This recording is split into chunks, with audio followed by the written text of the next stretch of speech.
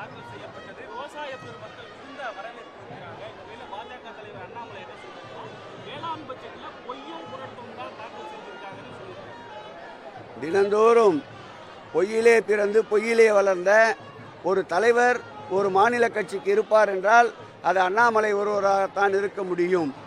காமாலை நோய் பிடித்தவருக்கு கண்டதெல்லாம் மஞ்சள் என்பது போல் எதை எடுத்தாலும் குறை சொல்லியே பழக்கப்பட்ட அண்ணாமலை இதில் நிறைவாக கூறுவார்கள் நாங்கள் எதிர்பார்க்கவில்லை. ஆனால் எங்களை வசைபாடியவர்களும் இன்றைக்கு வாழ்த்து சொல்லுகின்ற அளவிற்கு நிதிநிலை அறிக்கையை உலக அரங்கிலே தூக்கி பிடித்த மதிநுட்பம் மிக்க அரசியல் தீர்க்கதரிசி எங்களுடைய முதல்வர் என்று இன்று மாநிலம் கடந்து ஒன்றியத்தை கடந்து உலக நாடுகள் பாராட்டுகின்ற அளவிற்கு இருக்கின்ற பொழுது இது போன்று விலாசமற்ற மக்களுடைய சக்தி பெறாத மக்களுடைய ஆதரவு பெறாத அண்ணாமலைக்கு பதில் சொல்லி நேரத்தை வீணாக்க விரும்பவில்லை. வேளாண் பட்ஜெட்டை உண்மையான விவசாய குடிமக்கள் வரவேற்றுக் கொண்டிருக்கின்றார்கள். நன்றி.